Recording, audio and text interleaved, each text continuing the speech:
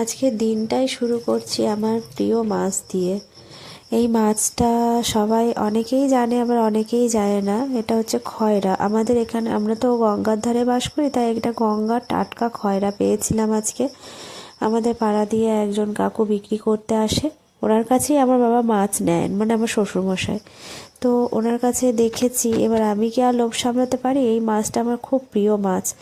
তাই মাছটা নেওয়ার পরে আমার মায়ের কথা খুব মনে পড়ছিল। আমি মাছগুলো একটু ধুয়ে নিচ্ছি, বেশি নেই, কারণ মা ওদিকে ঠাকুরের বাসন মাজছে যেখানে ধুই আমি।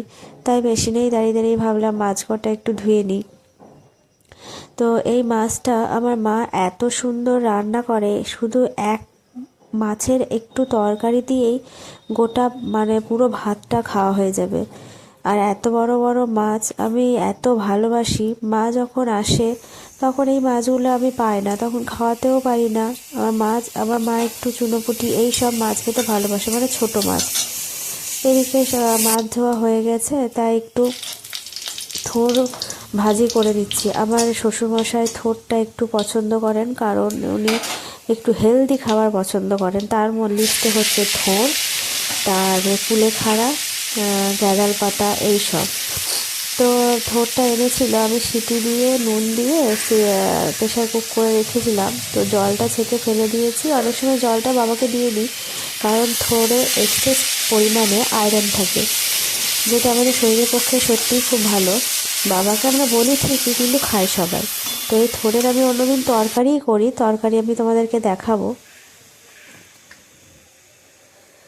আজ আমি ভাজা করছি। তো এই ভাজিটা করে নেব। আর ওই মাছগুলো একটু ভেবেছিলাম প্রথমে সর্ষে মাছ করব, কিন্তু সর্ষে মাছ করলে না অনেকগুলো তরকারি এক্সট্রা হয়ে যায়, এত তরকারি আমাদের বাড়িতে খেতে চায় না।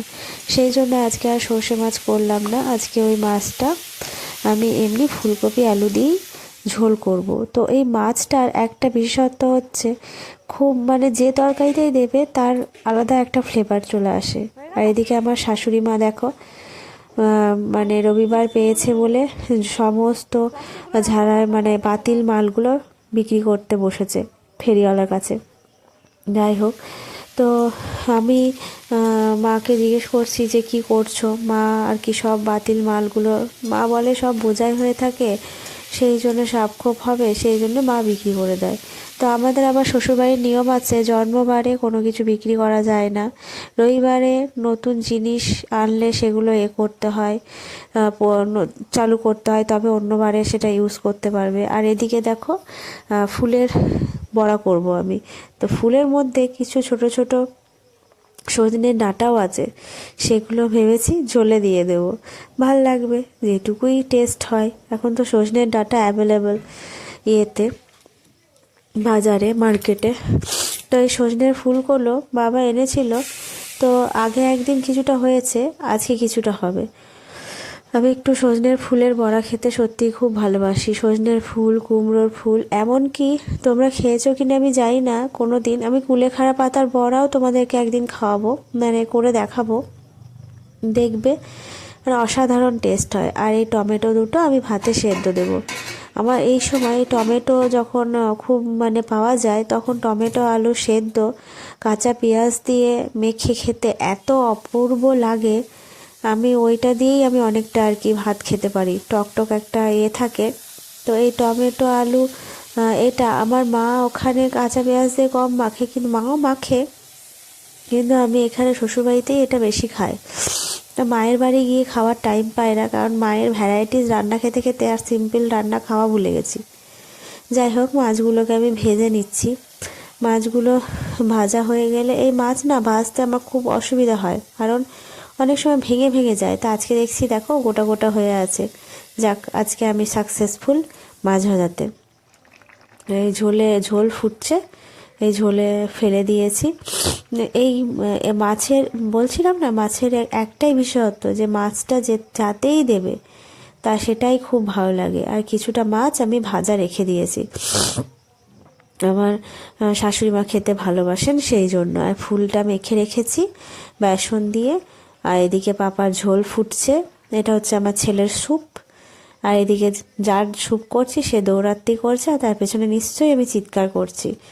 তো এদিকে বাবা সব ডাল ফাল রোদে দিয়েছে, সেইগুলো ও নাড়ার জন্য এক পা নেড়ে সরিয়ে দেবে, এটাই হচ্ছে ওনার কাজ। সেই নিয়ে আমি তাড়া মারছি, বকছি। তারপরেই উনি মানে যেটি বটঠাম্মির কাছে যাচ্ছেন, বটঠাম্মি করছে কাপড়ে সেলাই করছে, তো উনি চলে গেছেন বটঠাম্মির কাছে। বটঠাম্মি শাড়ির ওপর এবার নেচে বেড়াবেন। তো খুব বদমাইশি করে, খুব বদমাইশি করে। ওনার দৌড়াত্মির জ্বালায় আমি মানে পাগল পাগল অবস্থা আমার। তো এই দেখুন কেমন করে যাচ্ছে। তো মানে পাপা সত্যি কথা বলতে খুব আমার ভাষায় দুষ্টু, কিন্তু ওর থেকে অন্য বাচ্চার আরও দুষ্টু হয়, এটা আমি জানি। কিন্তু আমার পাপা মানে কি বলবো, মানে অতটাও দুষ্টু নয়, কিন্তু আমার কাছে ওইটাই মনে হয় আমি আর পারছি না বা পেরে উঠছি না। ভয়েস ওভার দিতে দিতে ঘুম চলে আসলো। সারাদিন ওর পেছনে দৌড়াতে দৌড়াতে এত পরিশ্রম হয়ে যায়, আমি শোয়া মাত্রই আমি ঘুমিয়ে যাই, এত ঘুম পেয়ে যায়। তো আর যাই হোক, বেশি বকাবো না, মানে বেশি বকবো না তোমাদের সঙ্গে। বেশি কথা আমি বলতেও পারি না, আমি একটু চুপচাপ থাকতেই ভালোবাসি। তো এই দেখো হাতটা চিপকে যাবে না বলো তো তোমরা, কেমন করছে। এই হচ্ছে সারাদিন ধর ধর ঘ্যার ঘ্যার মার মার এইসব করতে হয়। বটঠাম্মি এত মানে বোঝাবার চেষ্টা করছে, শুনলেই তো ও নিজের তালে হাঁটছে। যাই হোক, এখন তো পাপা আমার পাশে ঘুমাচ্ছে, কালকে সকাল থেকে আবার শুরু হবে। আজকের মতো এখানেই, তোমরাও ভালো থেকো। আর যদি ভালো লাগে আমার ভিডিওগুলো, একটু আমাকে সাপোর্ট করো, একটু সাবস্ক্রাইব সাবস্ক্রাইব করো, তাহলেই হবে, আর কিচ্ছু লাগবে না, এইটুকুতেই যথেষ্ট। আর একটু লাইক দিয়ে দিও। জানি না কতদূর এগোতে পারবো, চেষ্টা করছি এগোবার, চেষ্টা করছি ভিডিও দেওয়ার। এখন তারপরে সবটাই আমি তো অত বেশি কিছু পারি না, যেমন পারি সেরকমই ক্যামেরাতে করার চেষ্টা করি, ক্যাপচার করার চেষ্টা করি। ছেলেকে নিয়েই জীবন আমার, সেই জীবনের কিছু সাময়িক গল্প, সাময়িক রুটিন আমি তোমাদের সামনে তুলে ধরার চেষ্টা করি বা তুলে ধরি। এইটুকুই তোমাদের কাছে মানে প্রার্থনা, আমাকে হেল্প করো, একটু একটু সাবস্ক্রাইব করো, ব্যাস, যাতে আমার ভিডিওটা আরও বেশি বেশি পৌঁছাতে পারে।